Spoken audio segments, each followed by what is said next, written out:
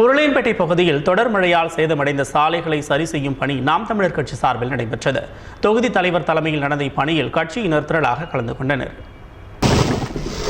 புதுச்சேரியில் பெய்த பலத்த மழை காரணமாக புதுவையில் பல்வேறு பகுதிகளில் சாலைகள் மிகவும் சேதமடைந்து குண்டும் குழியுமாக காட்சியளிக்கின்றன.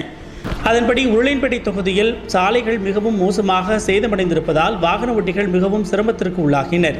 அவற்றை சரி செய்யும் பணி நாம் தமிழர் கட்சி சார்பில் மேற்கொள்ளப்பட்டது.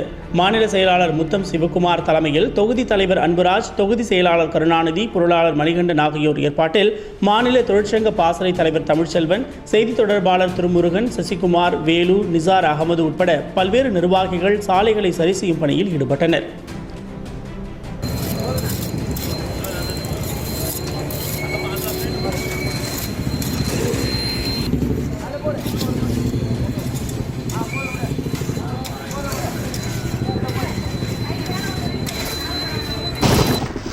உலக